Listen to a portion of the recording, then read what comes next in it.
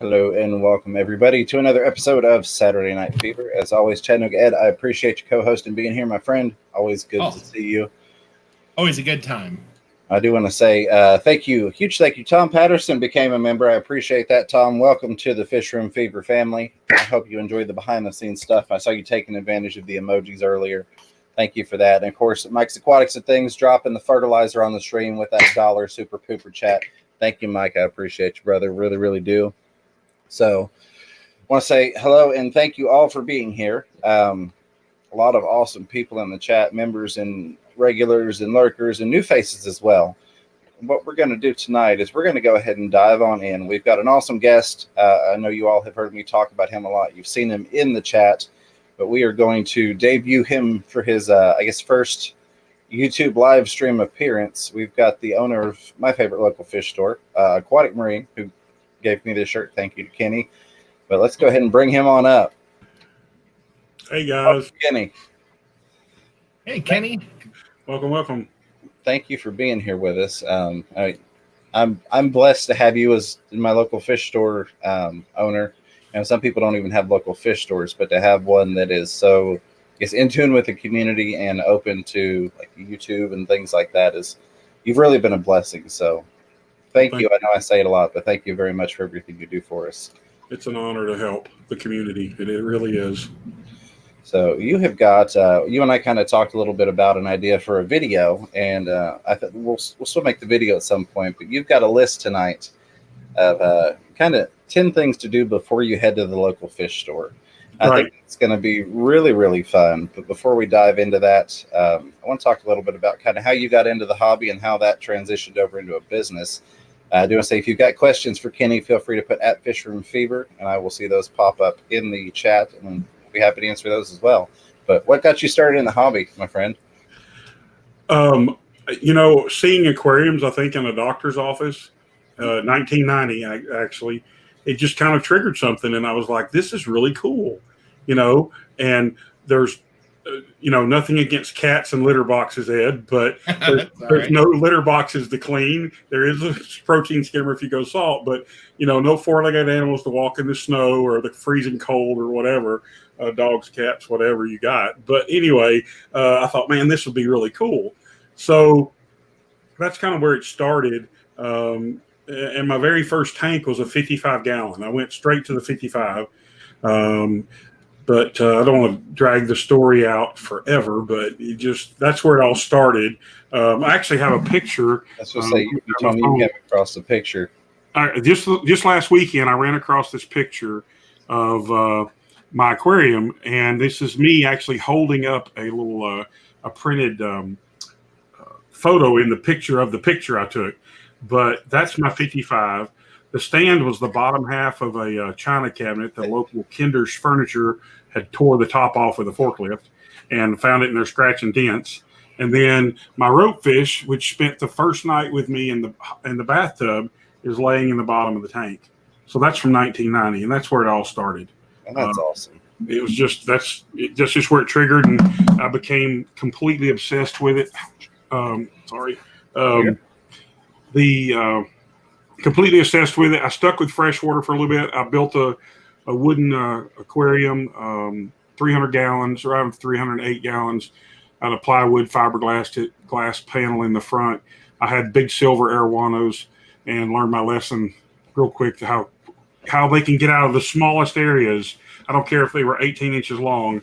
I had some massive arowanas and clown knives and a couple other things in there, but I had to go back and rework the lid a little bit. But then that was my next big tank. Had it about 2 years, and then in 93-ish, I jumped into saltwater and never really looked back. I gotcha. I mean, salt is a wonderful side of the hobby. There's so much color to it and so much going on that you can do with saltwater. So how did you find yourself progressing into, and a lot of people may not know this, even though they're familiar with Aquatic Marine, you actually had Parrot Aquatic, you being Kenny Parrot. So how did that kind of progress into Parrot Aquatic from there? Well, for those that don't know me, I'm a doer. I don't like to sit on the sidelines. I'm fully engaged, fully involved in whatever we're doing and driving the train, if you will. So I was always willing to help other people. And Wes, the guy that owned my local fish store, in the early 90s taught me a lot of things and meant a lot to me, and really kind of taught me some things about how things should look in a fish store just from being around him some, and even helping him with a few projects. I do have some telecom engineering background, so structural things inside a data center, those kind of things I'm very familiar with. So you take some of those same basic principles, weight loading, et cetera, and it bleeds over into aquariums because we're weight loading, we're power, we have water, chillers, all these different things. So it kind of lined up with some of what my career was for income. So just kind of kept doing it. People found out about it, and I would help them. That went on for years, just off and on by word of mouth, mostly local fish stores diming me out to help people. But anyway, so then in 2013-ish, started maintaining a couple tanks for friends and acquaintances.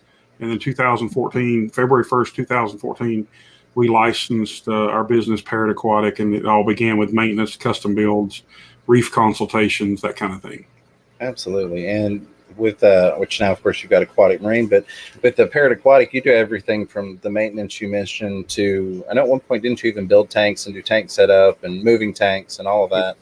We still do all of that. I don't have time to reseal tanks anymore. And we do custom design services, anything aquatic related. We actually take care of some exhibits over in Pigeon Forge that are public exhibits. Cayman crocodile and 1,200 gallon shark tank, a couple other things over there that are quite large. So we still do it all. I just don't have time to build anymore. And really the space with all the equipment we put in, our big water treatment plant at the service shop out west took up a lot of room, and there's just not a lot of room to start a project in the shop we have now. There may be things in the future we're working on, so we'll see. Well, knowing you and most of the people here that are familiar with my live streams from Aquatic Marine and the tours and things, they see how you like to change and adapt and improve constantly. There's constant improvement, and it's an ever-changing environment going in there, always for the better. Thank you. So that wouldn't surprise me to see lots of big things in the future coming from you. I want to say one part of this segment that I left out, that moving in from Parrot Aquatic to Aquatic Marine, Bobby Roberts, who owned this store before we bought it, Trent, his son, he started the store for his son in 2009, I think, at Beaver's Ridge. Beaver, whatever the road is over in Powell, Beaver something. And at their corporation over there in the warehouse. And then I want to say they moved somewhere else and wound up here. But long story short, Trent, the store was built for a young man named Trent Roberts. I only had the pleasure of meeting Trent twice here at the store before he was tragically killed. And so the Roberts just hung on to it out of love and affection for their son. And then last year, they decided they needed to make some changes, and that somebody needed to maybe take the store to the next level, possibly, kind of thing. We started talking. Took about, a couple months, but Bobby and I both knew within the first hours that we started talking that it was kind of meant to be. And but I had only met Trent twice, but we still don't forget them. Trent was an amazing young man. And I really hate that for them, but I think that they have been very blessed. They come to the store every year on Trent's birthday, so they've been here twice since we bought the store, and to visit the store and honor their son. So it's just it's a family community store. It has been before we even bought it. I mean, everything we've done is try to be community outreach. We sponsor some folks on YouTube. We sponsor different other things, and so we want to be very connected. There's plans for classes coming up very soon. Just a lot of things to be more community connected. Even during the pandemic, we have been able to make a lot of connections. And it really has been amazing. And like you said, I was a customer at Aquatic before you purchased it. And I will say, initially when I found out the ownership was changing hands, like anybody, I had a good relationship with them. I had what was probably at that point I could establish as the best possible relationship with the local fish store. So I was kind of, oh no, what's going to happen here? And then you came in and I got to talk to you and have established an even better relationship with you. So I've from a customer perspective, have seen nothing but improvements. And I think that I don't think that it could have been done any better to honor Trent. I really don't. So thank you. We've been working. They're working to find us some pictures. I have a memorial board thing planned. So yeah, but good people, and the store's been here since 2009. So wonderful people. Jake's that used to work here still comes in every week. Yep. I see him once or twice a week, and he's still doing his thing, cleaning tanks. He's a good customer, so he's doing well, at least from what I see. So yeah, and but yeah. Absolutely. Well, we got 60 people watching, 31 thumbs ups. I appreciate each and every one of you all for being here. We do have a question from Redneck Jesus. I would like to know, what is your favorite fish, Kenny? Sohol Tang, Sohal Tang, saltwater, of course. Sorry, the Sohol Tang. I had one that was about 18 inches long, not 12, but 18. Yeah. Huge. Had him for a long time. Wife fed one evening about 4 years ago. He was in my 265, maybe 5 years ago, and he ate like a pig. He ruled the tank. Had for years, and then she walked back through 45 minutes later, and he's just laying on the sand. And it was like, what? And he's perfect. No scratches anywhere.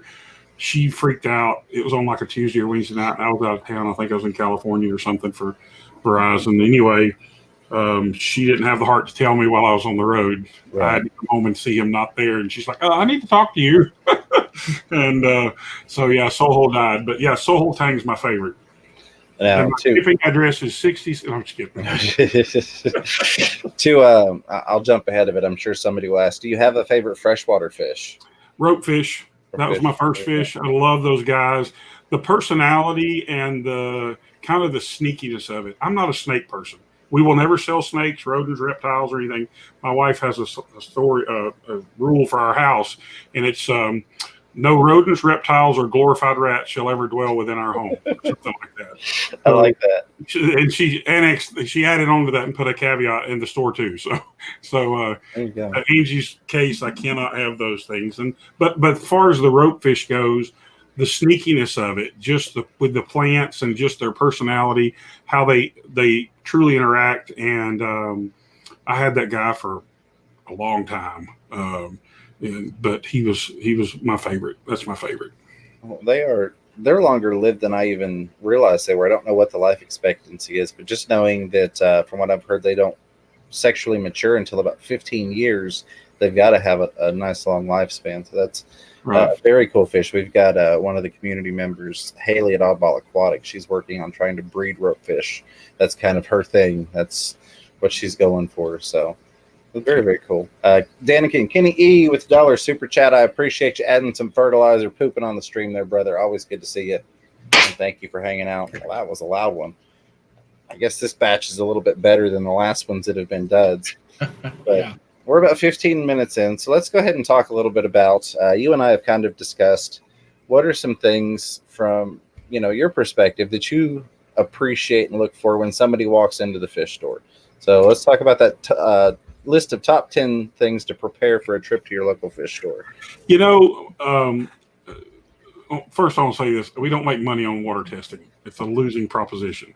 But a water sample, to me, number one thing to bring to the store when you're having any kind of issue is a water sample.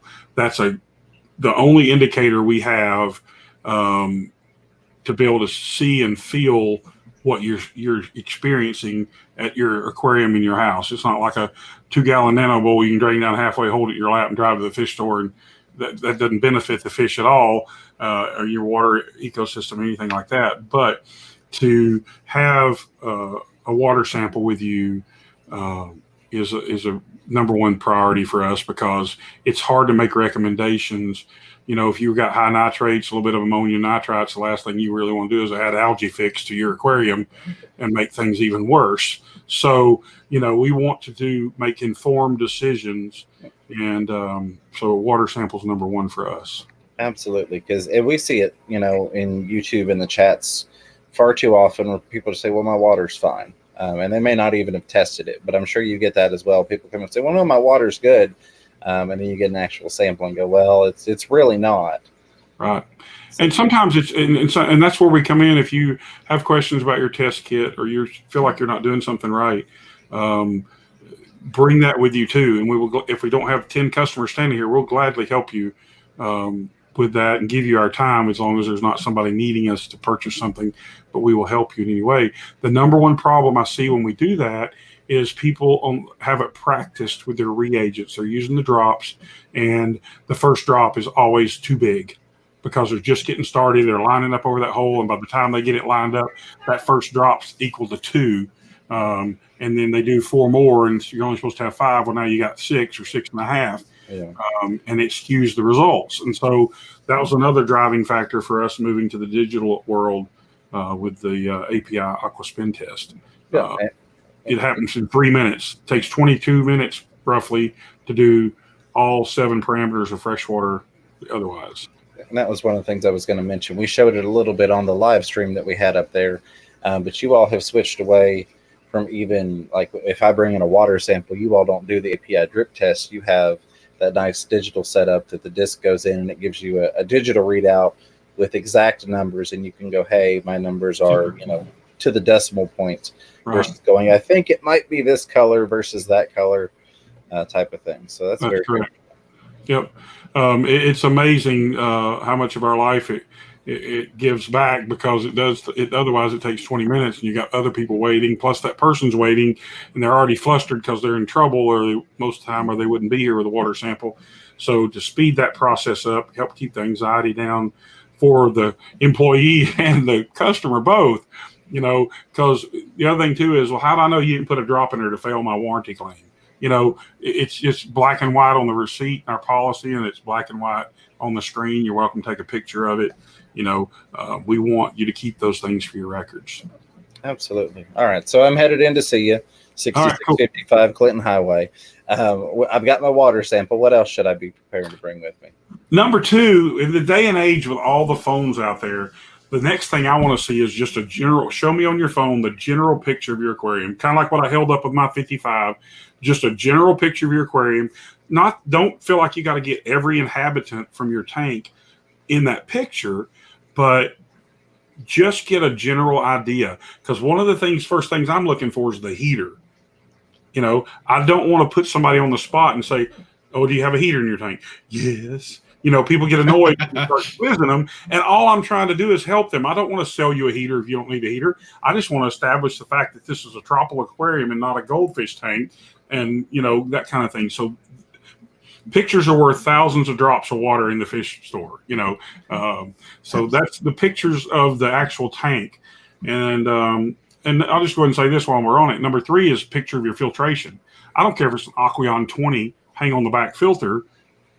Pop the lid off that sucker and take a picture of it. I want to see what you got in it, and see that it's flowing, and see that the left side, even if it's a still picture, is not overflowing back into the tank and it's telling me your sponge is stopped up or whatever the issue is. So the filtration is kind of number 3, along with the picture of the tank. So 2 pictures. And absolutely, that covers a lot of other things as well. I've been witness to you trying to assist customers. And we all know in the fish tank hobby, depending upon how deep you are in it, size is a relative thing. So if I walk in and tell you, hey, Kenny, I'm getting a massive aquarium, that I'm talking about a couple 100 gallons. Right. But I've literally had been present when you've been trying to help customers, and the lady's going, well, it's a really big tank, and I think it ended up being a 55 gallon is what you finally surmised off of poking for numbers and stuff. But if you've got a picture, it's a lot easier to look at that and go, okay, you've got a 29 gallon or a 75 gallon, because there are a lot of different things.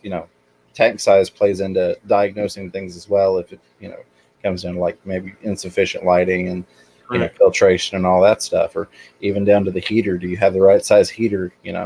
And that's another one. 3 watts per gallon is the general rule. It doesn't mean you're going to live or die by it. If you got a tank in your sunroom with no light on it, and it's just a tropical fish tank, and we've got a few of those customers, you don't have to hit the 3 watt per gallon mark for the most part, unless in the winter. It all varies, but yeah, heater is a big part of it.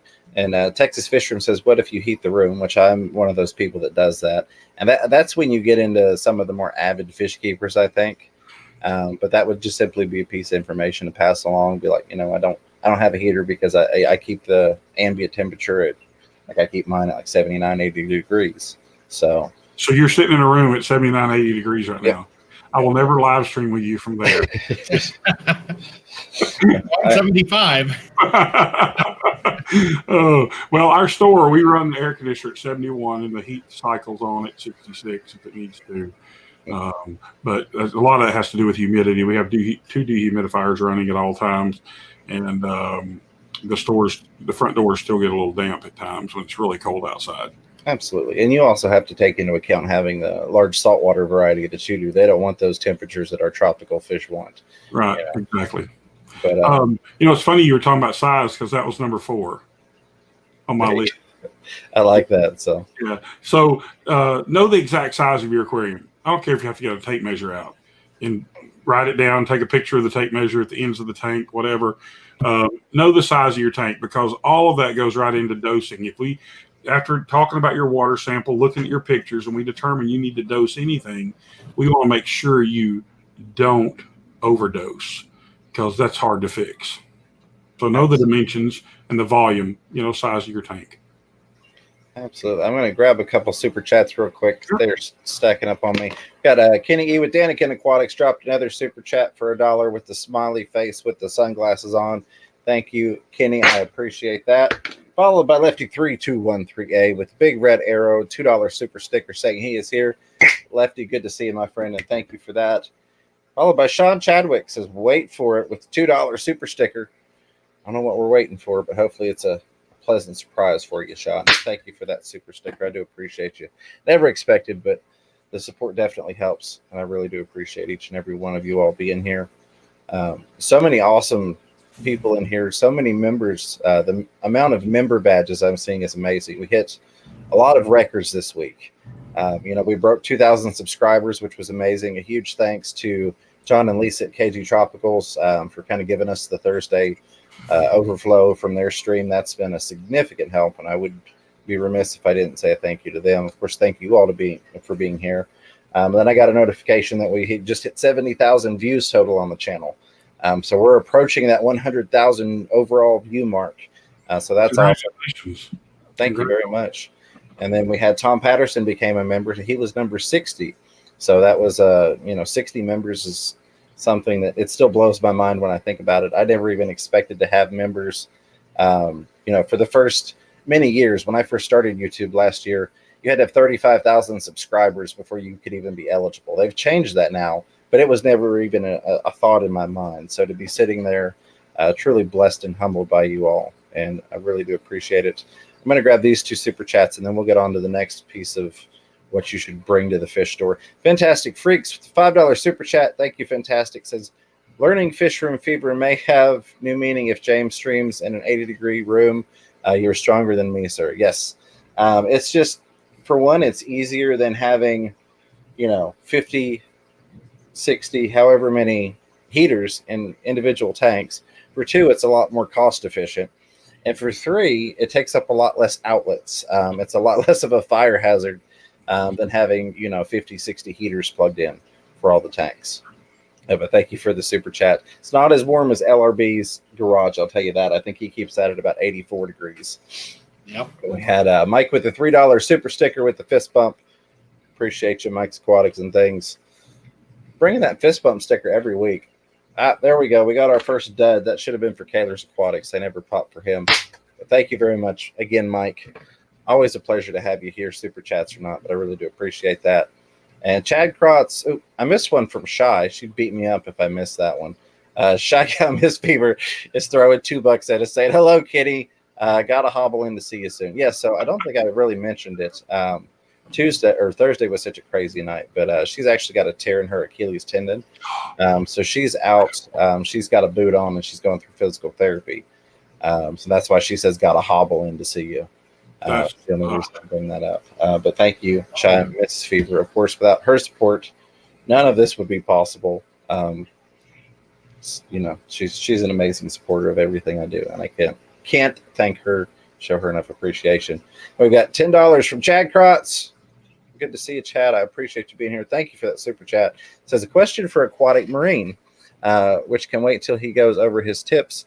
Outside of finances, what's been one of the biggest challenges operating a local fish store? Do you want to go ahead and just grab that now while we're on it? Sure. All right. Number one rule is no water on the floor. The biggest challenge probably is plumbing. You just have no idea what's in the back room. I mean, it's always something. That's probably not a fair assessment. Honestly, everything with the success of the fish store revolves around finances. Bottom line is we need local people coming into their local fish store, and we just need, so many a day to spend a small amount, but it does boil back to finances and learning to trust your customers. When you have those good days and bad days, that kind of thing. I think I've said this before, I've never worked in retail. I've never owned retail before. So this was a huge eye-opening experience for me. And so for me, it probably is electrical and just the plumbing aspect of it, the liability, making sure, we're not at risk at any time, that kind of thing. So it's kind of a tough one, but everything boils back up to finances because we feed a lot of families here. We got 2 full-time service guys. We got 2 full-time store employees, 1, 2, 3, 4, 5 part-timers, and then 2 or 3 part-timers on the service truck as needed. So there's a lot of people that depend on this store. It's not just my family.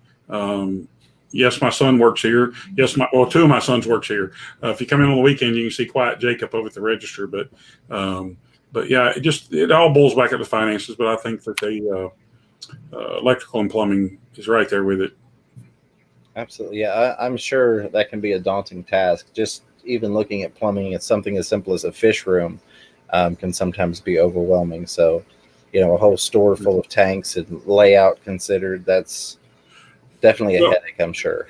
You see people post their thing, woke up this morning, had a tank leak. Jacob at Fritz Aquatics woke up, I think it was a 120 Friday morning. His 120 was leaking. And I'm thinking to myself, yeah, but this has happened once. It's back in like March or April. You haven't experienced it until you walk into your fish store and 3 tanks are leaking on the same morning. Oh, so yeah, 3 tanks in one morning, top that one. And size does matter on those. Luckily, they were the wall systems, but some plumbing had gotten knocked loose. But it was fairly easy to fix. But anyway, where we have to go behind the walls. But yeah, they were all 3 dripping out the PVC bulkheads thing. So it was a simple fix, but still there was a bunch of water on the floor. Absolutely. And Chad Cross, thank you again for that. I do appreciate it very much, my friend. I've got a question right here. We'll grab a couple questions and we'll get back into that top 10 list. We've still got about an hour to go, so we should be able to fit it all in quite nicely. Get it right here. It is. Pegasus Arena says, I'm letting my son pick a replacement for the goldfish. What are good options to show a 4-year-old for a 29-gallon tank? So read that one more time. Absolutely. They've got a goldfish. So she's replacing a goldfish. She just lost her goldfish. So they're getting over that still. But she's got a 4-year-old. They've got a 29-gallon tank, and she's wanting to know what are some good options to kind of show the 4-year-old that would go well in that 29-gallon aquarium. So there's nothing in it but a goldfish? I don't think there's anything in it at all. The goldfish passed.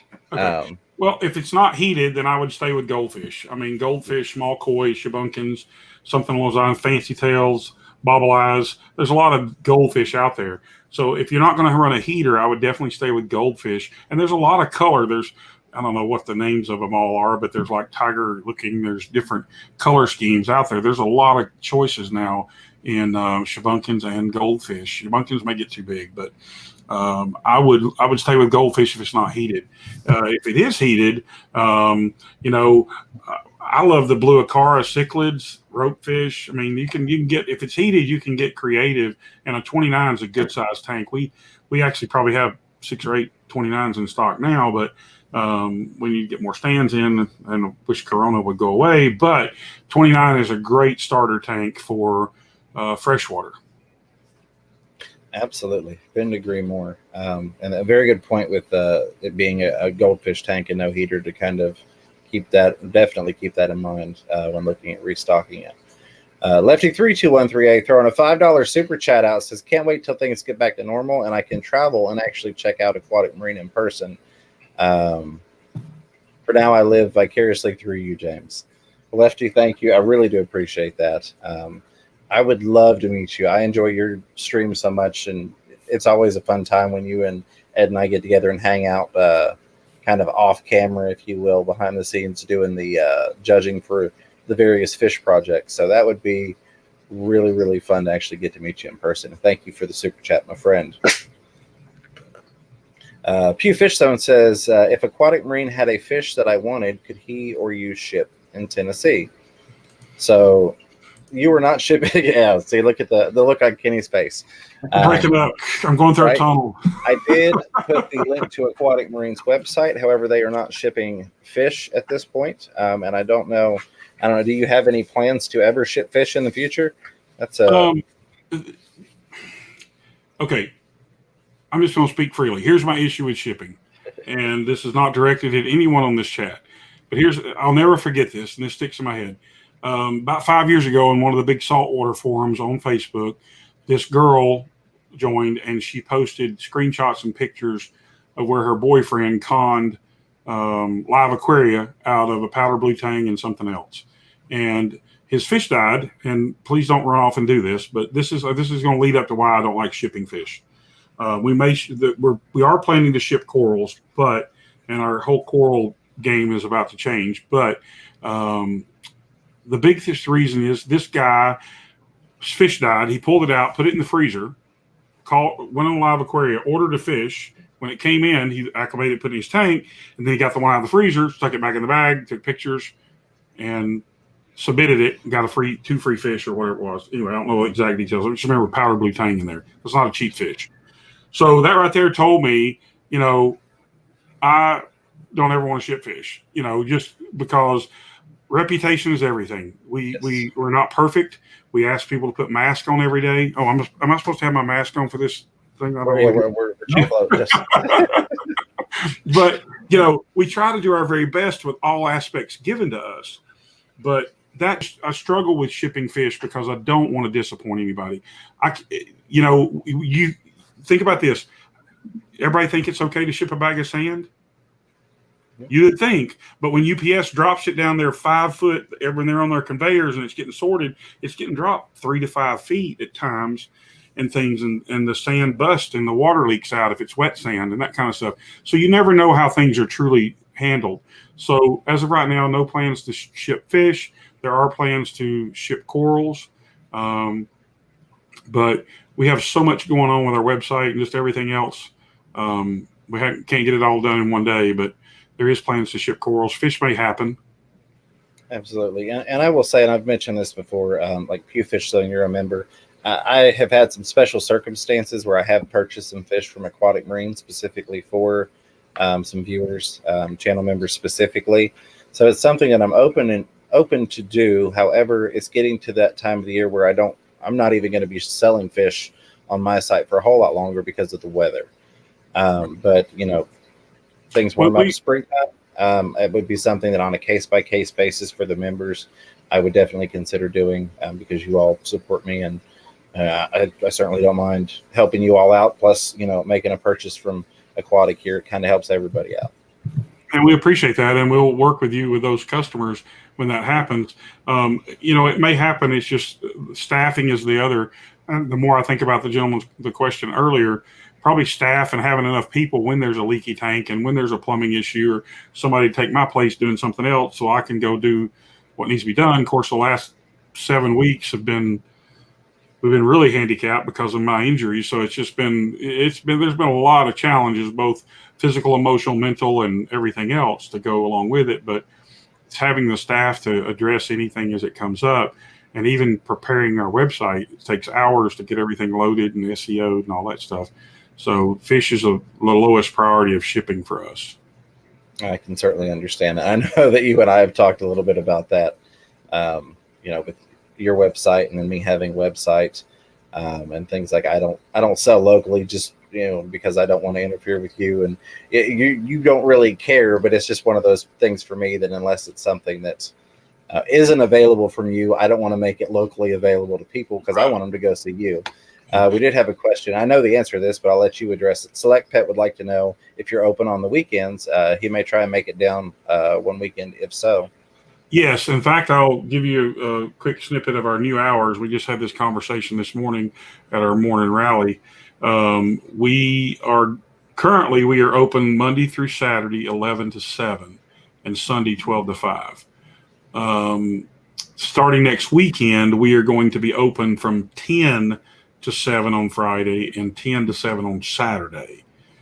And then on Sunday, we'll still be 12 to 5. I'm very proud of the fact that we have people that drive. We actually have a couple that drives every other weekend from Tri-Cities to here to shop with us. So we do have people that come from afar. And so that's part of our equation into giving longer hours on Saturday, because if we open at 10, those people can leave early, get down here, be here at 10, come in, get what they need, and bounce back and spend the rest of the day with their family. So we're kind of doing that with those folks that have the longer drive.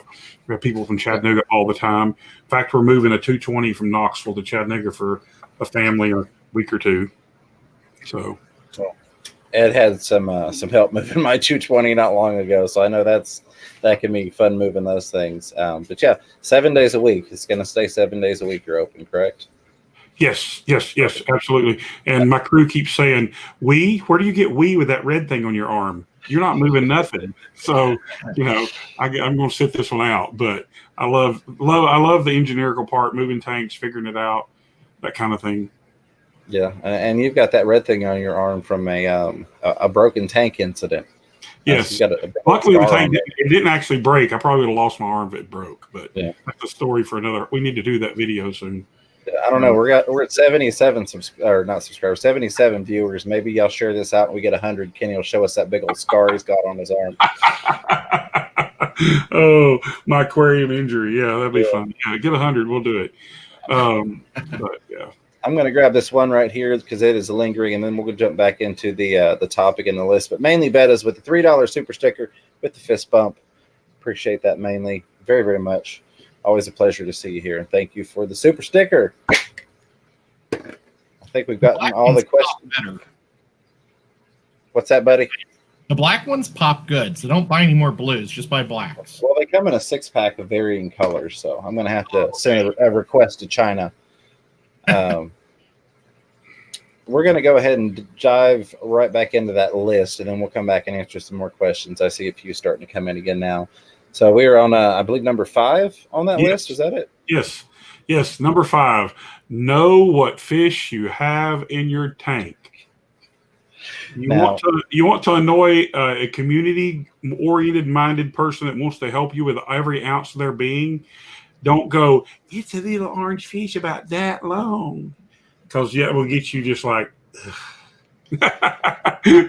so know what's in your tank. I mean, that's the biggest thing. It's kind of like, it could be a red belly piranha. I've never been to your house, so I don't know what's in your tank. So know what's in your tank, what species, cichlids, convicts, peacocks, blue acara, whatever it is you have, a goldfish. Know if you have a heater, all these different things.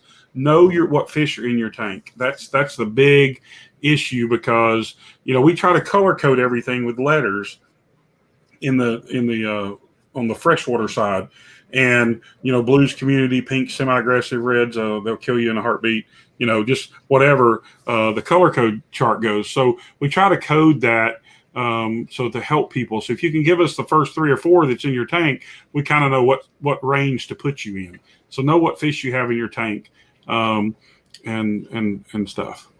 Absolutely. And that may sound a little crazy because most of the people that are going to be in here tonight are more avid or hardcore fish keepers. But just keep in mind, there are a lot of what I call passive hobbyists out there. And I know you deal with them a lot more than we see them here on YouTube, because, again, we get kind of more people that are into the hobby. But there are a lot of people that they have a fish tank. They come in, they buy pretty fish. They don't really do any research. They throw them in a tank, and that's about all they know. And that's where that definitely plays in, because I'm sure we've got some people going, how would I not know? But again, it goes back to there are a lot of passive hobbyists out there that we don't really get to interact with in our little YouTube circle, so to speak. I bet that's the majority of people that have fish tanks are people that just have one fish tank and they don't go to clubs or, get on YouTube and stuff. So Kenny has to teach them everything. And that's what we're here for. That's what we want to do. And for us to do that, all we're asking is you know what you need. So let me just recap. We bring a water sample, a current picture of your tank, a picture of your filtration, even if it's just a small hang on the back, take a picture so we can see the inside of it. You don't have to take everything out, just top the lid off, take a picture of it. Even if it's a sponge filter, that way they've got an adequately sized sponge. They've not got this little dinky thing in a 75-gallon. Correct. And then a lot of people don't realize the importance of matrix for aerobic bacteria and different things in their aquarium, and they don't have the capacity in their current filter, and they've got a big bio load. So there's so many things we're trying to balance to help you succeed, because we want you to stay in the hobby. We don't want to sell you a bunch of stuff on that day. Yeah, we want to sell you something, but and help you. But the bottom line is that we want to be able to survey the entire situation. Does that make sense? It does. You want to steal a line from John at KG Tropicals, you want to keep fish keepers fish keeping, not just give them a one-time bill of goods and not see them again because they spent their money and they're gone. Exactly. So so water sample, current picture, picture of the filtration, know the size of your aquarium, and then know what fish you have in your tank. And then do you want me to go on to number 6? Absolutely, sir. By all means. So number 6 is ask questions. One of the things that we feel like, and it's our perception, and I talked to my team about this today, we feel like we're interrogating you if we have to ask 5 or 10 questions, and we don't want your visit to be uncomfortable for any reason in the fish store. We are simply trying to help give you the best advice we can. So ask questions. I mean, reading blogs online is fine. There's 30 different ways to do it. I mean, I could get on a rabbit trail and stay forever, but there's so many different ways to do it. Nobody's perfect. You'll read something on a blog, somebody else did it a different way. The bottom line is most of our staff here has Josh, my son, who's our service manager. He's been doing the hobby for 8 years. Originally by force, but now he likes it. I won him over, but and then Isaac, I'm not sure how many years, 8 or 10 years he's got in the pet industry, and then I've got 31 years. So everything that we do here is based on personal experience, and we just don't want to interrogate people. So know your questions when you get here, and I know a lot of questions come up right after the water test, and we expect that. We just don't want to ask you so many you get annoyed, that kind of thing. So just know your questions. Absolutely. Yeah. I could definitely see that, where it would almost get to the point of feeling like you're hounding for information when really you're just trying to do what you can to help out. Yeah. Yeah. Don't show up at 10 till close and want a water test and 30-minute dissertation on nitrogen cycle. So I'll point you to Fish Room Fever channel, YouTube. They've covered that so many times. Well, I appreciate that. And as for, I appreciate the fact that, I run in there and you've got my stickers on the counter, and, you're running, me on your playlist on the screen amongst the other fish tubers and all that stuff. Things that, some of the people may not know in here, just how much you support me. I always like to call that out, and thank you for that. You're most welcome. I'm glad to be one connection to the community. This is one way to do it, and to show people that we're human. We're not money-hungry people. I probably talk just as many people out of buying something today as I do into buying something, because I want everybody to be successful. And sometimes at the end of the day, I kick myself. I'm like, but I want to do the right thing, and that's what I've told my staff. No gobbledygook, no BS, just straight up. I don't know the answer to that, but give me a minute and we'll figure it out. Absolutely. So that's the biggest thing, is just integrity and staying on top of it. Very much. And Pew Fish Zone had a comment that played into that. He said, an LFS that's able to do a live stream are more in business for the love of fish and not the profit. I will support. That's exactly it. Kenny's store closed, at this point, an hour and 15 minutes ago. He could have been home and had dinner and spending time with the family. But instead he's here talking to us and spending time with the community and helping out. And I really, really do appreciate that. Can I ask Kenny a question? This is from Multi-Tank Addiction. Yeah. It's got a 500 plus gallon South American tank. And he was wondering if you can recommend any plants that go well with South American cichlids. Ooh, that's a tough one. Cichlids can be rowdy. Not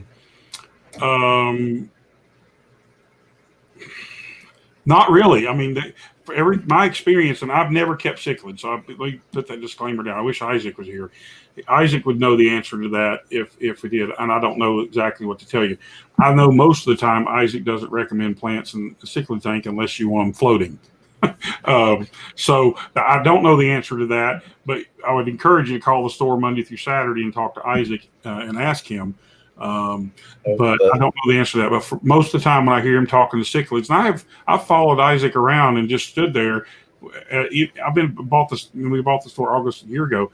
I still follow him around today. And let me say this: the one thing I didn't say, I should have said early on. The one thing I absolutely love about this hobby is I get to learn something every day. I don't know it all. I don't. I just proved that on live YouTube on Fisher and Fever channel with Ed. Welcome to YouTube. That's what we do every week. So I don't know the answer to that. I encourage you to call Isaac, and then I need to follow up with Isaac too and ask him what he said. But most of the time, I think that with cichlids, unless it's tied to driftwood or something that can't be moved, I would just check with Isaac. That's honestly what I was thinking. Is it's something that's attached to wood or rock because they're going to dig anything else up. Yeah. The only other good luck I've had is when I use small terracotta pots for like Amazon swords and things like that. So it's kind of in its own thing. Sometimes they leave it alone. Sometimes they still dig it out. Yeah. I can see them digging that out too. Yeah, we actually have people that walk in the store. Do y'all have any dozer fish? Yeah, we got 3 bays right back there. And that's what some people call them dozer fish because of that very reason. They just move stuff around when they want to. Absolutely. Boy, you don't know the can of worms you've just opened up by saying call the store. No. Sabrina Stewart was asking where Aquatic Marine is. She had stepped out for a minute while doing water changes. It is in Knoxville, Tennessee. They're about 3 minutes from me. I'm very blessed to have them there. But as Kenny mentioned, they are well worth the trip if you're anywhere near East Tennessee. A lot of people that come on down from out of city, to give them a visit. I love going. I'm about an hour and 25 minutes away, and I love going. I don't get to go nearly as much as I'd like, but every time I see James, I make sure I stop by. Absolutely. I'm going to grab a couple questions real quick because Chad is jumping on me, and I don't want to lose them for good. Let me get back up to the top here. Well, should we get to number 7? Was that... Yeah, we could do number 7, and then I'll grab the questions. I just don't want them. If they go too far up, they disappear forever. Well, go ahead and grab your questions. I'm in no hurry. I still got another 40 minutes. I don't want you to lose them. There we go. Tennessee H2O, which I saw earlier, had mentioned. Got some Synodontis from you the other day. They're doing really well. Said, please ask Kenny when they will get more Synodontis in the store. We try to order them every week. It's a staple fish for us. If they're available, we'll have them. We typically get our larger freshwater fish order on Tuesdays, and then a small partial freshwater on Thursdays, along with our large saltwater orders we get each week on Thursdays. But we typically try to keep them in the store. So I don't know if we're in or out right now. We don't keep inventory in the computer. I can't tell you what we have, but we do keep them in the tank. But I don't know if we have any. But yes, we will be getting more. Fantastic. Yeah, Tennessee H2. I've not gotten to meet up with him, but he's I think he's out here in Powell. He's local to us. So it's amazing. You can, meet people through YouTube and then be just down the road from you. Priscilla MK Art throwing the $5 super sticker out there with the exercise pair, so keep it up. She just wants to see me do my curls for the day, get my exercise in. Thank you, Priscilla, for that. Always good to see you. I hope you're doing well, and I hope those shrimp you got in last week settled in nicely. I Hate Stupid People is asking if you take in surrenders at the store. That's kind of a very dicey thing. Here's the thing. I did see another question about our quarantine process, so I'm going to answer 2 things at once here. Absolutely. we're very selective on drop-offs or trade-ins or whatever. Most of the time, I don't even want to do it because sometimes there's a backstory as to why it's happening. Is there a disease in the tank, whatever? We don't have enough space here to have a big quarantine facility in the back and afford to keep a fish in, methyl blue or whatever you choose, Paragard, whatever your choice is to pre-treat your fish with. But we just don't have that facility. So it all depends on what it is. Everything that comes in either gets Paragarded or hydroplexed, gets some kind of bath, antiseptic. I mean, nobody just goes straight into our tanks, and that goes for deliveries as well as our freshwater fish are shipped in, is it methyl blue? Yeah, methylene blue. Methylene blue, is that what it is? The bags are blue. I was thinking it was Paragard, but I think it's methylene blue. It may be. Anyway, our vendor supplies that. He keeps that, whatever, that water's blue, that's what's in his tanks, and that's where he keeps it at a certain level. And so we do very well with that, and Isaac is very selective about the fish that actually make our wall. We will send them back with the driver if we're not happy with them and they don't look good at all. So there's a real heavy duty inspection thing. There's either is it Ruby Reef? I think it's Ruby Reef that makes the Hydroplex, and then Paragard. There's just a lot of different things you can use. Absolutely. And I'll be the one to say this since I don't own the fish store. But it is nearly impossible from a financial and space aspect for most fish stores to be able to set up a quarantine area pre-introduction to the tanks. You've got people like Aquarium Co-op that have that, and hats off to them. But when you get into the logistics of it, and then once again, things go back to financials as well. I would rather have a fish store that does due diligence like you do, that doesn't go out of business in a year because they're trying to, I don't want to say overdo things, but set up a system like that versus, you set it all up and you've got a quarantine station, and then in 6 months you're gone because you're losing money trying to maintain a system that's just not appropriate for the level and size of business, I guess would be the best way to put it. Right. So I'll play the devil's advocate on that one. And I appreciate that. And that's true, because what you're basically saying is you don't want to quarantine, or somebody is maybe saying, not the gentleman or person that wrote that question, but somebody maybe you're in essence, what you're asking the aquarium store to do is quarantine your fish for you, and keep them for 2 weeks. So you're talking 2 sets of inventory for a lower margin than what people would think business, to have double inventory. So we may have, 1,000 fish over there right now, or maybe 1,200, guppies, whatever. I mean, there's probably, I should count one day. I don't even know how many fish we have on average, but there's a lot of fish over there.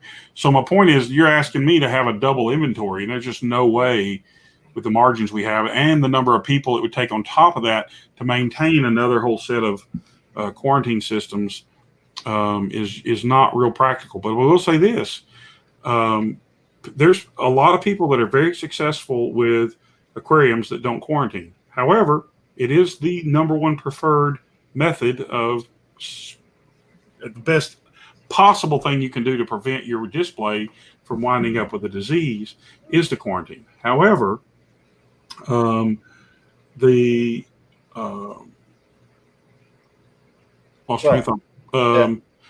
due diligence you need to do. We sell the Hydroplex, we sell Paragard. So if you buy a fish even from us, and I say this all the time about corals, saltwater corals, I tell people all the time, I don't care if you buy it from me, the Pope, the president, whoever you buy it from, you need to dip it, because sometimes the eggs for flatworms or different things are a little harder at the time that they're dipped and maybe put in our systems. But every time we touch a coral, no matter all 4 of our systems, it gets dipped. It doesn't just get moved.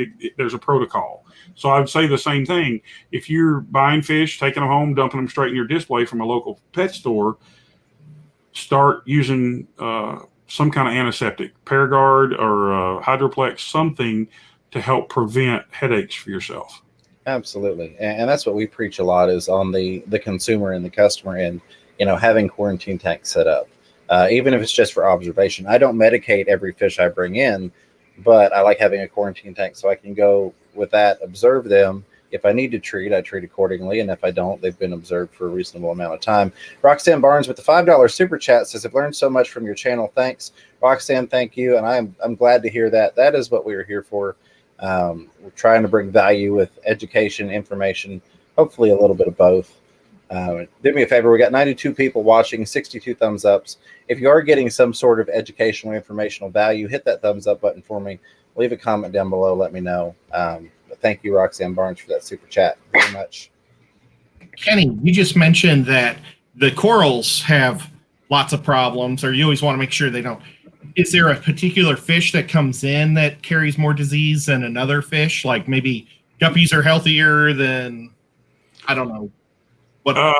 Well, do you consider feeders to be fish? The feeders, that's another thing. That's a direct path. I'm not. It took months and months of Isaac riding me to even want to consider. I didn't want to sell feeders because of the loss. They're coal fish. They're never going to be anything but food and poop. So I didn't want to sell them, and we're probably the most expensive place in town on feeders. But I just don't. I mean, I want to make it worth our while if we're going to do all this. But feeders come in. Probably, it varies. Every time we see it, we send them back. But probably some of the cichlids, maybe. I'm thinking that the fish it always seems like it's the fish we want the most is the ones that come in that week looking the roughest. Right. We send them back. So it's hard to really say, but Culinaris is probably Okay. something to see more than anything else on the initial delivery. Yeah. And I've been there when y'all have gotten deliveries, and Isaac's like, no, we can't take that. We get this. Well, Yeah, and the other thing too is just be careful when you are selecting whatever you choose to dip your fish with and different things. Corals have a different thing. I mean, some people use is it Bayer pesticide to dip their corals. So we just do some research and make sure that you are connecting all the dots for what you're doing. Absolutely. Very solid advice. Paul Sotero says, I wish I had an LFS like this in Wilmington, North Carolina area. Excuse me. On the South African cichlids with plants, it depends on the species. I have discus angels, apistos, and rams in planted tanks. Very nice. Then Randy Bates with $5 super sticker with the karate fox. I think that's Ed's favorite right there. Love that little guy. Thank you, Randy Bates, for that. Very much appreciated. Never expected, but it definitely goes a long way to help support the channel and everything we're trying to do here. Whiff's World with a question says, Fish from Fever and Ed, I have a 210 filled with South American / Central American cichlids, and I've had luck so far with Java Fern and the Aquarium Co-op Rock Planter. Small window, though. So that's one. I have not personally tried that product from the co-op yet. I've seen it, and it looks interesting, but it's good to know you're having some luck with it. Roll down through here. Pegasus Karina says, in case you didn't see it in the chat, my 29-gallon is currently empty. It has a heater. This was in regard to the question earlier about what to replace that goldfish with in the 29.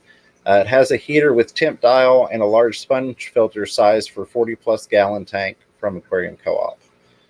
So that opens you up to a lot of options. I will say my status quo answer to what fish should I get. Look into what you like. It's real easy for me to say, and this is a popular one, to say, hey, put a pair of angelfish in there. If you are in, like you mentioned, your 4-year-old, if you don't like looking at angelfish, that's a horrible suggestion for me. So really, just like everything in the hobby, it comes down to personal preference. Kenny, do you have, I don't know, maybe a couple fish that you might recommend for that? I guess she's looking at going more tropical now on that 29. I love tetras. Serpe tetra is one of my favorites. I mean, there's so many different tetras out there. I mean, and you can get a mix and match. I love gouramis. The picture I held up earlier had, I think, an orange sunset gourami and a pearl gourami, and I think there was a blue opaline gourami in my tank in 1990.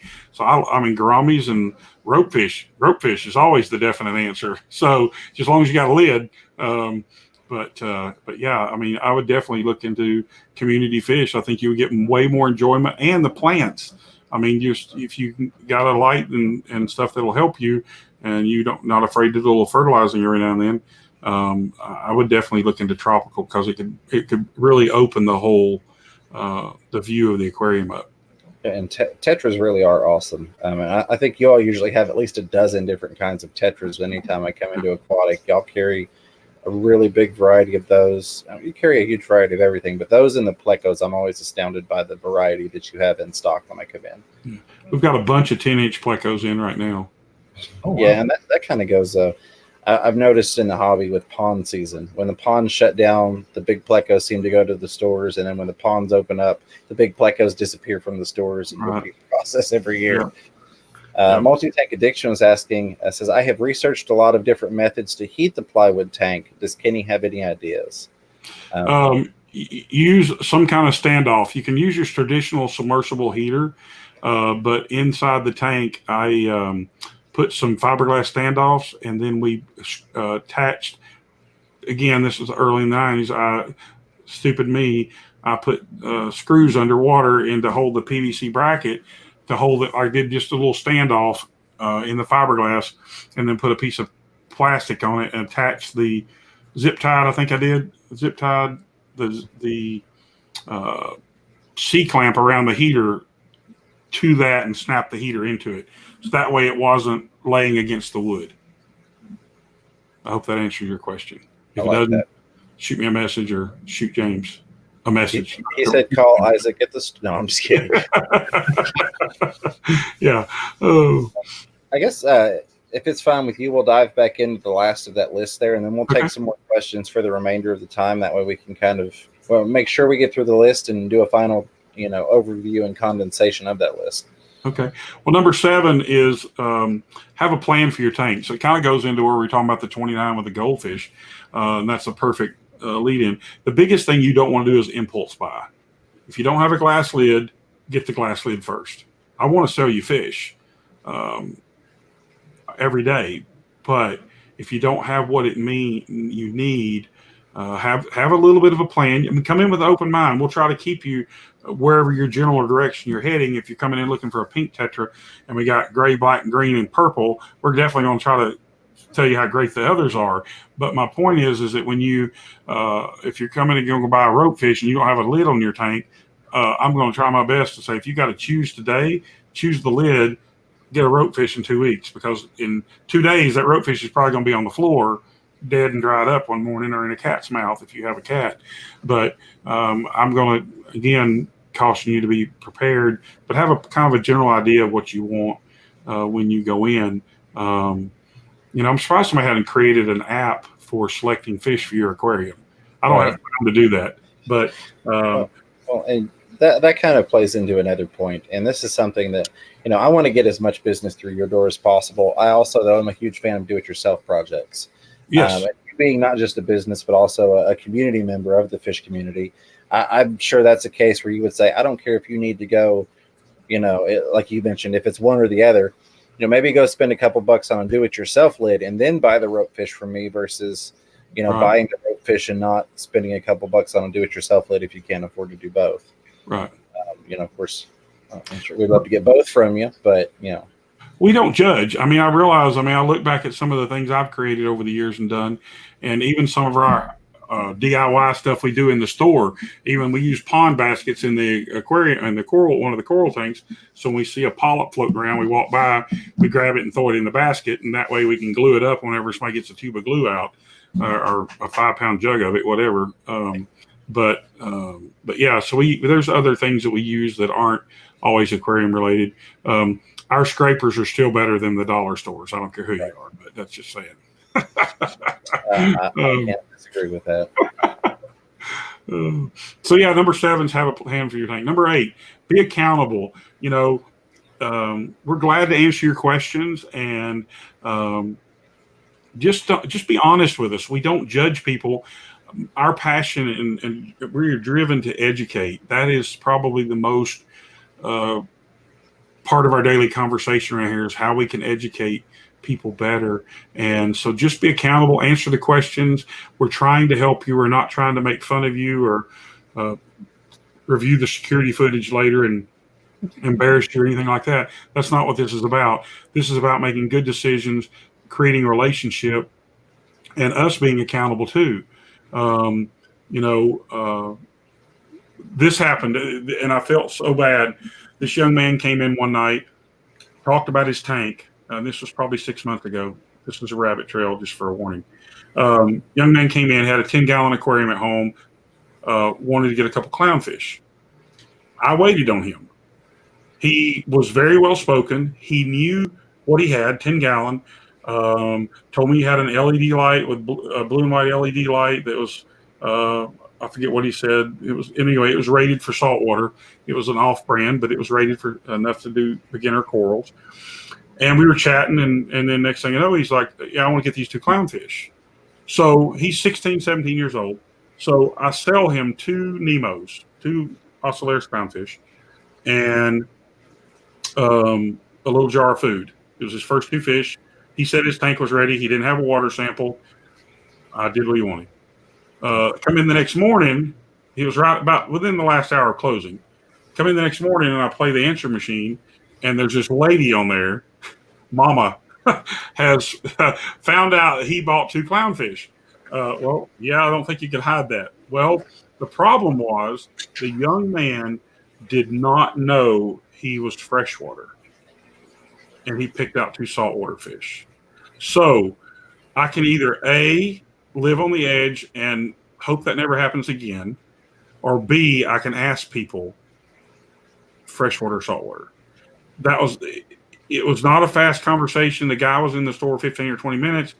I just assumed that he knew what he wanted. And so I have been a little more diligent about asking questions, especially on the first fish part of it, to clarify freshwater, saltwater. Because some people walk in and they don't even think about both. They just see fish. And so it turned out young man. So unfortunately, I told her, and the fish, they didn't float the fish to keep them warm or anything. They left them on the kitchen counter overnight. Temperature dropped and they died. So he wanted me to refund it. I did not refund the fish, but I did take the food back. So, but my point is that even in that situation, as harmless and innocent and pleasurable as the whole thing was the night before, it went south really quick the next day. So being accountable, knowing what you have, we want to do everything we can to help you. And then sometimes we just can't if we don't know all the facts. Right. And like you said, sometimes you get somebody who's well-spoken and you just, take for what it is that, they know what they're talking about, or that they've considered, even something as simple as salt or fresh. So yeah, that makes perfect sense to me. Number 9, familiarize yourself with tank cycling. Watch the Fish Room Fever videos. Understanding how you get from ammonia to bacteria, nitrate, nitrite, how it all works. There's videos, there's chat channels, it's pretty straightforward. It's not going to make or break you. But familiarize yourself with that and how bacteria works and how long you should let your tank set up and that kind of thing before you start it. I will say this. Again, I talk myself out of selling stuff to people regularly because I want to do what I feel is best for them when they're not ready. And I'm a big believer in not setting up a tank and throwing a fish in it the same day. I believe you should set up your tank, fill it up with water, treat your water, do whatever you need to do to it before you put anything living in it, treat it with chlorine, whatever, and then let it run for 3 or 4 days. Number 1, make sure your heater works. Number 2, make sure there's no water on the flow. Make sure just some basic principles of it to let your tank kind of get started, because 2 or 3 times in the last year, people have rushed into this, got home, done everything. They bought a brand new tank. Sometimes they bought it from us. Sometimes they bought it from somebody else, and it leaked. It happens. It's like buying a brand new car. You drive down the road and you have a flat tire. Stuff happens. And so just pay a little bit of patience. That's the one thing I probably should have made that one of the points is patience is, believe me, we want to sell you everything you could possibly creatively want to do to your tank. But at the same time, we want you to be successful and not frustrated and quit within the first 2 weeks. Absolutely. No, that is a very, very, very valid point. And that's one of the things that we talk about a lot, along with a lot of other channels, is learning patience. And it can be very tricky to do. And I won't necessarily say that I completely learned patience, but I've learned ways to speed things up, such as, pre-cycled sponge filters and that type of stuff. And you all were carrying the turbo start and things of that nature to help with your cycle. So we carry Turbo Start, Dr. Tim's, Stability, CChem. There's several products we have. Absolutely. So if you're not somebody that's pre-cycling media like I do, there are some things out there to help speed up your cycling and get things rolling. But you still want to learn patience. All right. Can I get a drum roll for number 10? All right. So number 10 is kind of honestly, it's for both the local fish store, the fish store employee, and for you. We are a community. We all are in a fish store because we love fish, or we love plants, or we love snails, or we love rope fish, or soul tangs, or guppies. Whatever it is, we're in there for a reason. So number 10 is a good attitude, an open mind, and a desire to learn. I mean, that's one of the things I love, the fact that I learn something every day in this hobby. And sometimes it comes from our customers. It makes you think about something and you realize there's some validity to that, So a good attitude, an open mind, and a willingness to learn. And that goes for both sides. I mean, again, we learn stuff from customers. I mean, on Dime Isaac out here, he's had to call James a couple times, and I think he's even talked to Shy a couple times about cichlids. So, every day I don't want to go to a know-it-all, and we are not a know-it-all, but we're going to do everything in our power to help you get off to the right and in the right direction. Absolutely. I can appreciate that. Do you want to do a quick recap over those 10 so that we can have it kind of condensed real quick? Yeah. Number 1's a water sample. Number 2, a current picture of your tank. Number 3 is a current picture of your filtration, because it's the backbone of your whole thing, of your whole ecosystem. Number 4 is know what size your tank is. Dimensions are fine. Water volume would be great. Know what fish you have. Number 5, know what fish you have in your tank. Compatibility is the topic of every day. I'm getting ready to order some new signs for the ceilings to hang down from the ceilings over our fish walls for compatibility. I found some new sources for some nicer ones. Ask questions, number 6. Number 7 is have a plan for your tank, or at least a general idea on what direction you want to head, whether you want killer jaws or whether you want Sally Lightfoot crabs or whatever it is you want for your tank. Kind of have a general idea. Number 8, be accountable to yourself and answer the questions, and we're trying to help. Don't take it personally. We're just not trying to interrogate anybody. We just want to make sure everybody's happy and has the information that they need. Happiness is not always a priority. Fish safety comes first, but we just want to make sure everything's well conversed out so we know what direction everybody's going.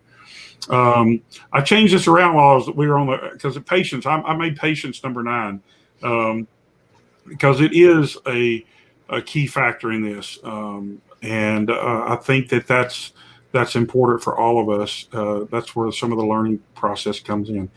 And then actually, I think I've got my numbers mixed up now, but familiarize yourself with tank cycling, and then 10, have a good attitude and open mind and willing to learn.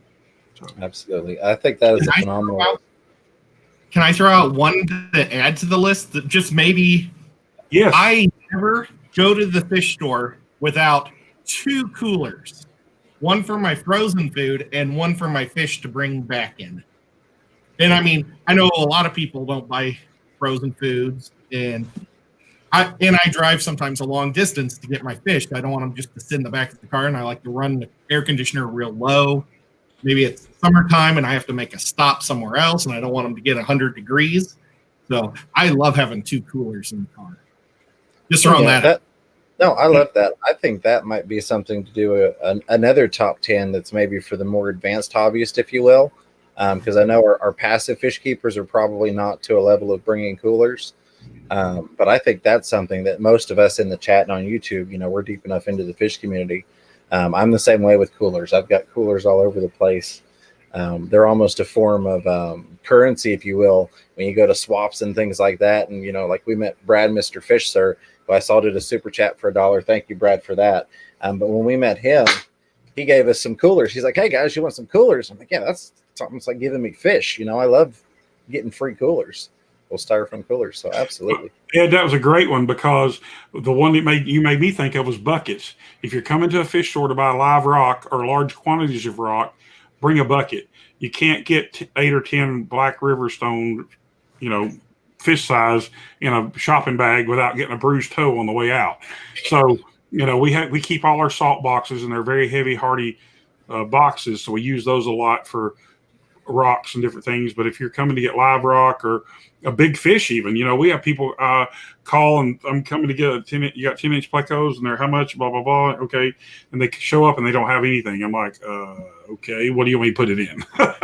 So we do have styrofoam coolers for sale at times, but we do sell buckets and lids, but so you just buckets, Ed, made me think of that when you started talking about the coolers. So I think this list could grow of things, but I do think that that's true to what you said, that there could be another segment to this. We take it to the next level. Maybe Ed and I could have a conversation in the green room before we start and get a list put together. But I do love how you sell buckets too. I always notice them. They're in the back of the store, and yep, I appreciate that. Yeah, we used to get them at Lowe's, but now we get them at Tractor Supply. One of the district managers is in here multiple times a week. Kind of like one of the Dollar General managers used to be, but but yeah, we sell a lot of buckets, and we don't make any money on $5 for a bucket and a lid. I mean, I think we actually lose 28 cents per bucket just to make it simple. Yeah, so. But that's something that you've chosen to do to help the community.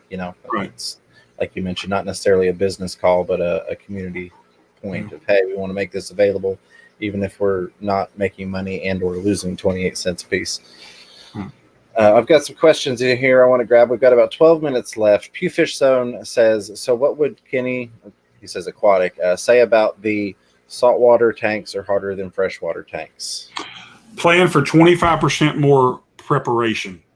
If you want to do a water change, if you look at Ed over here and you see one of those tanks behind him and you want to do a water change, you can just put water in a bucket or a trash can earlier in the day if you want to. And let it get room temperature. Try to do your best to match the temperature, and then throw a heater in it even. And you can do a water change pretty quick. Saltwater, you either got to drive to your local fish store that already has your water prepared. Pick it up. If it's dead of winter, you're going to need to heat it up when you get home before you use it, is my recommendation. If you let it sit in your house overnight, it's not too bad. If you do a small amount at a time, pouring it back in, if you can drain the water down and keep your filtration. But I would definitely say 25% more preparation on the front end is my thing. Just be prepared for that part of it, because the salt is the time to me, if I can go buy salt, if I only need 25 or 30 gallons and I can go buy that amount of salt water already prepped and ready to go, 1.025, everything's ready to go, versus dragging a trash can out, filling it up with either RO water, then buying RO filters, all that stuff, or using Hikari Ultimate or Prime or whatever your choice is for detoxing the water, chloramines, fluorines, all that stuff. Then you got to heat it, and you got to have it stirring, so you got to have an extra pump to have that water moving while it's warming, so you get it warm faster. And then as soon as it warms up, you got to start slowly pouring your salt in there over a period of time till you get your salinity up. And you got to have a salinity meter or a refractometer, whatever. So to me, it's just about 25% more preparation. because the water change physical part of it. You don't really want to sift your sand or siphon your sand with a python that much. Just if you got some really bad spots, but really try to stay away from it because you do have beneficial bacteria there. I do see a chat question over here. I love Fritz Aquatics. They put so much effort into, if you look up starter bacterias and you do some research on it, they're the only one. I can't remember the test and the awards and different things they have, but their bacteria, the TurboStart stuff, is top of the line, amazing products.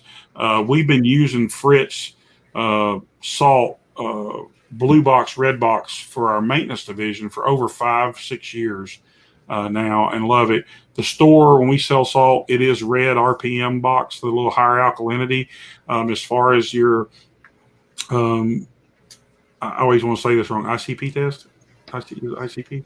Anyway, as far as the testing goes, it's the closest to what the parameters are in reef crystals. So there's not much difference as far as the alkalinity of calcium in your reef crystals. There is a difference between the instant ocean reef crystals. Salt's another whole story, but anyway, we use RPM, sorry. We could do an hour on just different salts, I think. Sabrina Stewart says, any solution for hair-like algae? I think it started due to my fry grass fake being under the lights, and it started to spread to my plants. So generally, I would say, everything's about balance. Dial back your lighting. I don't know what lighting you're on right now in terms of how long your cycle is, but dial your lighting back. And then the other thing's going to be nutrients. You want to make sure that you're not an overabundance of nutrients in the tank. If you're using any type of fertilizers or dosing anything, I would stop that for the time being to help combat that algae. And then like things like overfeeding, which again plays into nutrients, excess foods and things of that nature, kind of the basics. But I'd start with kicking your light back probably half what you've got it on now. Keep it there. As even Bentley Pascal would say, the plant god in my take time. Don't expect to see instant results. It's a process. So if it doesn't work in 2 days, don't go, oh, well, never mind, and kick the lights right back up. Give it some time. And that's about the best advice. Of course, manual removal. Get out as much as you can by hand so that it's going to help decrease what you've got in there. There's some fish too. There are. Like flagfish. Love it. American flagfish. It'll be gone in 3 days. They're fin nippers, so be careful. So that opens up a can of worms that we'll talk about on another stream. But somebody brought it to my, gosh, I can't even think of the word. They brought it to me and they said, well, why are you buying something to fix a problem? And I don't disagree with doing it. So playing the devil's advocate here, they're like, well, why are you recommending somebody buy a fish to fix a problem? They're awesome fish. They are awesome fish to you and to me, but maybe not to Sabrina. But I want to do a talk about that one of these days. So be looking forward to that. Let me interrupt for a second, and I'll be quiet. I saw in the chat, and I don't know how you do this every week, trying to look at a camera, look like you are engaged with people, and read the chat and do all that. This is my first time; it's overwhelming. But I did see people go, Dr. Tim's one and only, and other people named was it Salt or something else? Anyway, it's also again. I say this all the time. There's more than 30 ways to accomplish something. There's a lot of great companies out there. A lot of people hate on API, and there's certain things with every vendor that it's not my first go-to. It is a mixed bag, but I respect everybody's opinion as long as two things happen. One, you reach your goal, and two, you keep your fish and your inverts and things as humanely as possible. Those two things, you're golden. We're all responsible for two things in life, our actions and our reactions. And that's what it boils down to. And there are a lot of good products. We have Dr. Tim's one and only. It's in the refrigerator outside my office. We sell that. So there are a lot of good companies. I don't think you could have said that any better. I'm going to run through these comments and highlighted questions really quick because we've got just a couple minutes left. Bruce Fletcher said, I have plans to set up a fish tank, Fisher & Fever. Bruce, that is awesome. If there's ever anything we can do to help you out, feel free to reach out to me. I'm Fisher & Fever on pretty much every platform, so you can send me a Facebook message or anything like that. We're here to help, so we're glad to have you here. Tom Patterson says, my LFS, Indie Reef, Toward Aquatic Marine, says a lot if other stores tour your shop. Absolutely. That's very cool. I'll have to go check that out. I know you've mentioned that to me, Tom, but I don't think I ever watched it. But yeah, that's really cool that another local fish store has come and done a tour of your place, Kenny. That, like Tom says, I think that speaks very highly of you. Select Pet says, has Kenny ever spilled 500 feet of goldfish on the floor in front of customers? I'm not admitting to anything. And what is Kenny's most embarrassing thing done at the store? Oh, I can't hear you now, Kenny. I think your mic may be mute. My mute button on my mic works better than I expected. Probably the most embarrassing thing, and embarrassing, is probably falling and nearly cutting my arm off in the box truck. I was gonna ask if that would do it. By the way, we do have 109 people currently watching. No way. Get that 100. If you feel up to sharing that scar with us.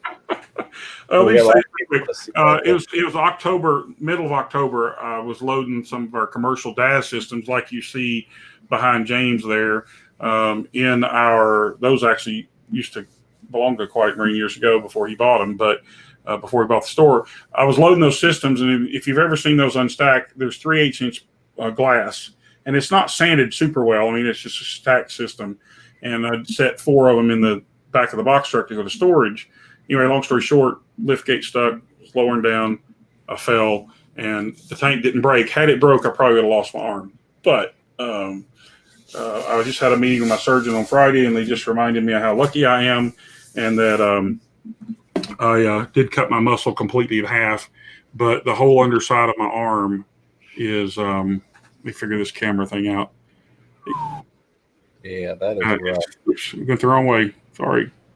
But yeah, it's not pretty. Still very sore. Lots of nerve stuff going on. But anyway, I know I don't want to eat up your last couple minutes, James. But that's it. You're perfectly fine. I appreciate you sharing. I've been curious to see how that's healing up for you there. Yeah, it looks great. You just feel rough. Do what? That looks cooler than a piranha bite. Yeah. And the other thing I'll say is this: the community came to my rescue. A young man and his daughter were working on her car down in the parking lot that day. And they were just down the hill from where I was loading the box truck. And we had given them water. They were having car trouble, and they were trying to get their car going. We gave them water. And when I fell, Isaac was standing there. And I do give Isaac credit for saving my life. Whether I would have bled to death or not, there was two piles out there of kitty litter for several days of where my remnants were. But that young man that we gave water to came running up the hill and assisted Isaac in helping me that day. I mean, so to have a guy that we just had interaction, all we did was give him water to top his car off, come run into my assistance, I think is amazing within itself. So absolutely. And you were, fortunate it happened somewhere that there was assistance available. Right. Absolutely. Sabrina is following that day. Yeah, I'm just for 1 second. I went to your shop that day, and I'm sure glad that didn't happen while I was there, because I mean, I would have tried to help, but I would have panicked. I would have been grossed out. Well, I had a customer standing on the other side of the parking lot when it happened. He had just pulled in, and he hollered, "I'm here for you, but I can't come over there." So, one of the regulars. But yeah, I get it. And grabbing the blowout kit out of the car. KPD got here in like 2 minutes and put a tourniquet on me. So it was, I don't know how all that works at 911, but I was very impressed. That's a story for another whole day. But Sabrina following up saying she's doing 12 hours on with the lights and having the issues. I would definitely dial that back. Put it to 6, see how it goes from there. One thing that I found works really well, and I'll wrap this up real quick. But I have, you mentioned using timers. I have my lights on timers where I'll do 5 hours on, 5 hours off, and then 5 hours on again in the evening on those timers, so that I can get 10 hours of light, but it's not a consistent 10 hours in a row. I forget the science behind it and where I saw it, but I've seen a couple places that talk about the science of a lot of the bad algae, if you will, and things like that kind of start to really be able to kick in and use the light after about 5.5 hours. So like that 5.5 hours was something that kind of got burned into my head. Okay, that's a good stopping point that allows my plants some light. But give that a try. And of course, we're here a couple times a week, so feel free to follow up and we'll be happy to walk you through that. I may have missed one or two things. I know Streetwise had a comment about some things we could do for an upcoming stream, and I'll definitely talk with you about that streetwise. I do want to say a huge thank you to everybody. We'll roll through this real quick. Mike's Aquatics and Things, Danikin Aquatics, Lefty 3213A, Sean Chadwick, Fantastic Freaks, Mike's Aquatics and Things again, Shy Gal Miss Fever, Chad Krotz, Lefty 3213A, Mainly Bettas, Priscilla MK, Roxanne Barnes, Randy Bates, and Mr. Fish Sir. Thank you all very, very much for the super chats and super stickers. Again, never expected, but always very much appreciated and helpful. Welcome to the newest member, Tom Patterson, who helped us to hit 60 members now.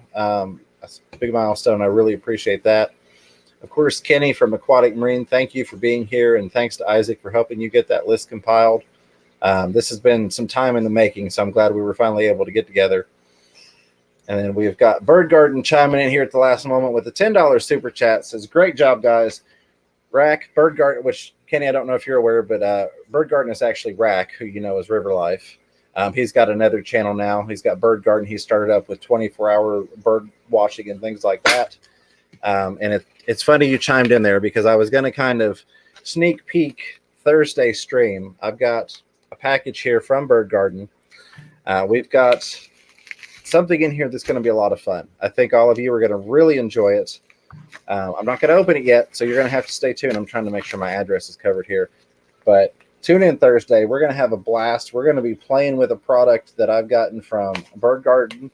Awesome stocking stuffer and a really fun time. So tune in Thursday to see what that is. I think you're really going to enjoy it. And of course, Chattanooga Ed, thank you for being here. John McKenzie, last second there with the dollar super chat and the fertilizer on there. Do you have any final things you'd like to conclude it with, Kenny? Anything you'd like to mention that we didn't get to talk to today? I just hope everybody has a very Merry Christmas. It is the season for giving.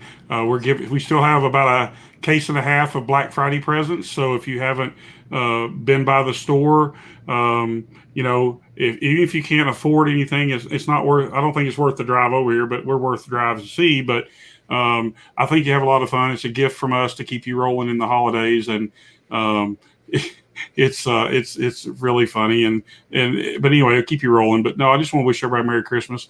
Thank everybody, all of you that are here. I thank Ed and James for what they do every week and the educational part. So I just appreciate everybody. Absolutely. We appreciate you. Like I said, not everybody even has a local fish store, but to have a local fish store and then to have someone of your caliber and, ties to the community managing it, I'm very blessed and fortunate. Yeah. Well, thank you. By the first of the year, we'll be having classes. So twice a month, saltwater class, freshwater class for newbies. Anybody who wants to attend, you'll probably pay $5 or $10 to reserve your seat. If you show up, you'll get a gift card for that back for the store. The class is no cost, but if you stand us up, you don't show up and fill your seat, we're going to use your money for donuts. So, that kind of thing. But we just don't want to wind up with a bunch of empty seats. But that's coming soon. Absolutely. That's phenomenal. Ed, any final thoughts or questions, last words there? No, I really appreciate you coming on here, Kenny. It's really great to have you. And I thank you for the shirt. You're welcome. I was going to his shop that day to buy a shirt, and they were out of my size. And I was like, where is Kenny? And that's when they told me, and it was your son that told me. And I was like, oh, my gosh. Yeah. What a beautiful day to come and visit. Right. I'm glad that you're back and going. Thank you so much. I appreciate that. Absolutely. Well, Kenny, I appreciate you being here. Chattanooga Ed, of course, the members, the moderators, the lurkers, the listeners, the questioners and commenters. I appreciate each and every one of you. I love you guys. It's been a blast. But until next time, keep your fish healthy. Keep yourselves healthy. Catch yourself a little fish room fever. Take care, everybody.